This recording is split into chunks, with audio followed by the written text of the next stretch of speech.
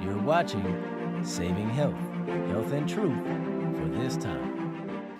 Hey everyone, David Cook here. Once again, you're watching Saving Health. Listen and pay attention. Today we're going to talk to you about the benefits of hot and cold applications. Now, before you do a hot and cold application, you want to make sure that you have some type of compress that you can make either hot or cold. Now, right here, I've got a hot and cold compress that you can buy at your local supermarket, or you can take a rag and soak it in water and put it in a plastic bag and warm it up in your microwave for about 5 minutes if you want to heat it up, or just place it in a Tupperware of cold water and put it in the freezer. And once you've got a hot or cold application, you're ready to do hot and cold treatments. Now, the problem is that a lot of times we hear about people doing hot and cold treatments and they aren't doing them properly, meaning they're applying heat in a case where cold should be applied, or they're applying cold in a place where heat should be applied, or they're doing both, which in one case, if the situation needed heat, that's great, but then when you apply the cold, you get rid of the heat that you just drew or the blood that you just drew to the area. So let's understand the general rule for hot and cold.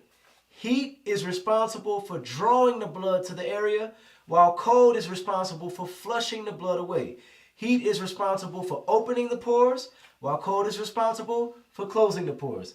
Heat will get the vessels open, while cold will constrict the vessels, okay? And so it depends on the issue and the illness that you're dealing with, and this is what will determine whether or not hot or cold or both should be applied. All right, so for example, if we are dealing with an inflamed heart, meaning that there's swelling of the heart or of the lungs, since cold will drive the blood away, then what we want to do is we put the cold compress directly over the lungs and the heart, and on the back side, you'll take a hot compress and you'll put it right on the spine below the shoulders.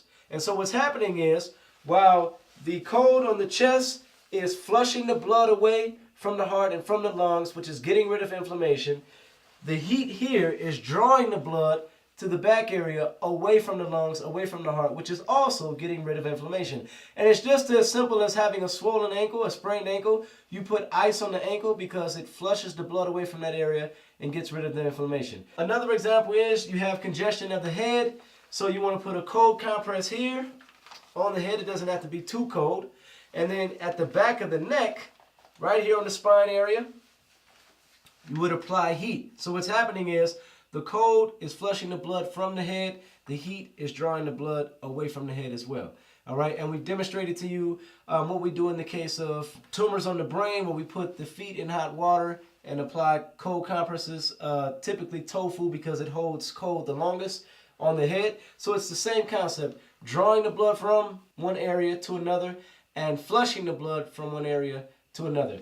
Problems with the liver, inflammation or inflammation of the stomach. Again, a cold compress here will do wonders.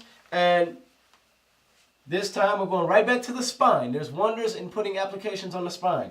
We're coming back to the spine. We're going to put a hot compress here at the lower part of the spine, or even up just a little, which will, again, draw the blood from the inflamed area of the stomach, the liver, the bowels, whichever it may be. All right?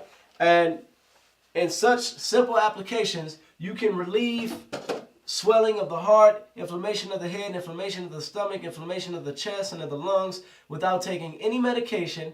And these cold applications should be applied 2 to 5 minutes, depending on the illness and the heat just as much. And you can hold the heat there even longer, which will draw that blood to that area and help you get rid of the inflammation that's taking place in that area.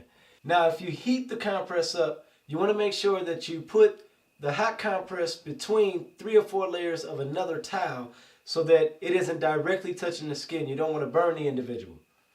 If you want to live a longer and happier life, be sure to subscribe to our YouTube channel, Saving Health Network, and don't forget to click the bell. Also, follow me on Facebook at David Chauncey Cook. We've reached our friend limit, so if we haven't accepted your friend request, please don't take it personal, just follow us. I'm David Cook. Thanks for watching.